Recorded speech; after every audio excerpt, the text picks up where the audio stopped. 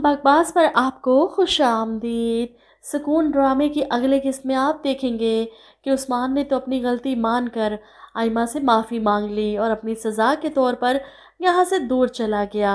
अब मुंतज़िर है कि कब आयमा इसे खुद बुलाए। वहीं दूसरी तरफ रज़ा की खुदगर्जी देखकर एक बार फिर से शदीद गुस्सा आ रहा है कि इस तरह सारी ज़िंदगी हमदान को इस्तेमाल करता रहा और अब भी इस पर रोब डाल रहा है कि तुम ऐना को छोड़ो और मुझे उससे शादी करने दो, क्योंकि तुम मुझे नहीं रोक सकते और ऐना खुद तुमसे तलाक मांगेगी। देखना इसकी खुशफहमी तो चेक करे कोई। अब यहाँ पर हमदान जो सच में ऐना से मोहब्बत करता था वो परेशान हो जाता है कि अगर ऐना के दिल में कहीं रज़ा हुआ तो क्या वो इसे छोड़ देगी। वहीं रज़ा अपनी बहन से भी कह देता है कि मौका है, जाकर फ़ायदा उठाओ और हमदान को अपना बनाओ ताकि इसके और ऐना के रास्ते भी क्लियर हो सके। ऐसे में मौके से फ़ायदा उठाने के लिए शानज़े पहुंच जाती है हमदान के पास। इतना सब कुछ होने के बावजूद भी हमदान इसे अपने घर में देखकर हैरान है। शानज़े तुम यहाँ? ऐसे में शानज़े अंदर आती है। बात करना चाहती थी मैं आपसे, रज़ा ने मुझे सब बता दिया, सारी गलतफहमी दूर हो गई। जो कुछ भी हुआ मैं इस पर बहुत ज़्यादा शर्मिंदा हूँ। इस सारे मामले में ज़्यादती तो आपके साथ हुई है। हमदान शानज़े से कहता है मेरे साथ कोई ज़्यादती नहीं हुई और मैं इतना मज़लूम नहीं कि मुझ पर हमदर्दी या तरस खाओ। इसे शानज़े का इस तरह सिंपैथी दिखाना बहुत बुरा लगता है। ऐसे में हमदान की नाराज़गी ख़त्म करने के लिए शानज़े आगे बढ़ती है और उसे कहती है हमदान, क्या ऐसा नहीं हो सकता कि हम इस रिश्ते को फिर से जोड़ने की कोशिश करें, इस गलतफहमी की बिना पर जो टूट गया। यहाँ पर हमदान को भी शदीद गुस्सा आता है। वो जब शानज़े से मोहब्बत ही नहीं करता तो किस तरह इससे शादी कर सकता है। ऐसे में वो बिल्कुल फेड अप हो चुका है दोनों बहन भाइयों की हरकतों से। इन्हें सिर्फ छीनना आता है, सिर्फ हासिल करना आता है। इसलिए वो गुस्से से कहता है शानज़े, अगर तुम सच में मुझसे मोहब्बत करती हो तो मुझ पर एक एहसान कर दो कि आज के बाद दोबारा कभी मेरे सामने मत आना। ये सुनकर तो शानज़े के चेहरे का रंग उड़ जाता है। हमदान, क्या आप सच में मुझसे मोहब्बत नहीं करते?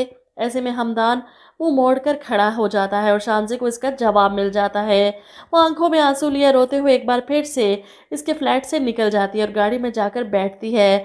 लेकिन इस बार कोई बेवकूफ़ी नहीं होगी, क्योंकि इसे समझ आ चुकी है कि मोहब्बत ज़बरदस्ती हासिल नहीं की जा सकती। हमदान इससे मोहब्बत ही नहीं करते और एक तरफा मोहब्बत का क्या फ़ायदा।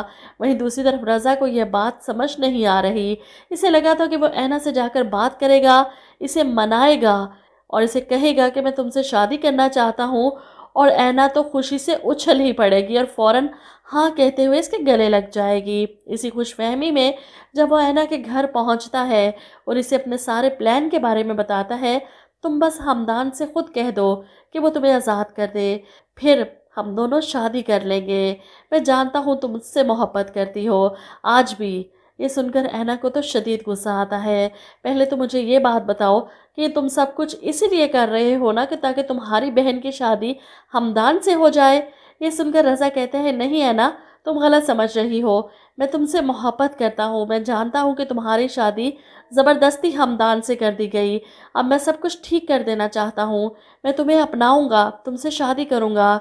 जिस पर ऐना साफ इनकार कर देती है। रज़ा, ऐसा मुमकिन नहीं है। वो इसे समझाने की कोशिश करता है ऐना, ये रिश्ता सिर्फ एक मजबूरी का रिश्ता है और ऐसे मजबूरी के रिश्ते पर पूरी ज़िंदगी नहीं गुजारी जाती। जिस पर ऐना इसके मुंह पर एक करारा जवाब देती है रज़ा, तुम समझते क्या हो खुद को? तुम हो क्या? तुम्हें क्या लगता है कि तुम किसी को भी हासिल कर सकते हो, किसी को भी मोहब्बत के जाल में फंसा सकते हो? बल्कि मुझे तो तुम्हारा एहसानमंद होना चाहिए।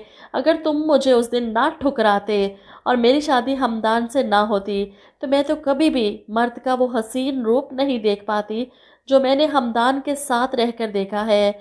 वो मुझे अपने साथ रखें या ना रखें, लेकिन मैं इनके अलावा अब किसी मर्द को अपनी ज़िंदगी में आने की इजाज़त नहीं दूंगी। ऐना का साफ जवाब सुनकर रज़ा का तो दिल ही टूट जाता है। इसे तो लगा था कि ऐना इससे मोहब्बत करती है, लेकिन ऐना की आंखों में हमदान के लिए मोहब्बत देखकर वो टूटे हुए दिल के साथ पलट जाता है। इसे अफसोस हो रहा है कि इसने ऐना को ठुकरा कर अपनी ज़िंदगी की सबसे बड़ी गलती कर दी। वो पछता रहा है अपनी गलतियों पर। वहीं दूसरी तरफ हमदान जो शानज़े को ठुकरा चुका है, लेकिन ऐना को खोना इसके लिए नामुमकिन है। रज़ा ने اگر اینا کو منا لیا تو وہ کیا کرے گا، کیسے جیے گا، یہ بات اسے اندر ہی اندر کھائی جا رہی ہے۔ ادھر رضا کے جانے کے بعد محمود صاحب کے سامنے بھی اپنی بیٹی کے حالات آتے ہیں تو وہ اس سے پوچھتے ہیں کہ بیٹا کیا تمہارے اور حمدان کے بیچ میں سب ختم ہو گیا ہے؟ جواب میں اینا کہتی ہے کہ پتہ نہیں ابو، لیکن اگر ہو بھی جائے تو تب بھی فرق نہیں پڑتا۔ اب یہاں پر محمود صاحب ہی ہیں جو اس ساری غلط فہمی کو دور کر سکتے ہیں، حمدان کو اپنی بیٹی کی زندگی میں واپس لا کر، اور بس ڈرامہ اتنا سا ہی رہ گیا ہے۔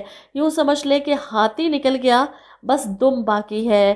جس دن حمدان اور اینا کی غلط فہمی دور ہو گئی، ڈرامہ بھی ختم ہو جائے گا۔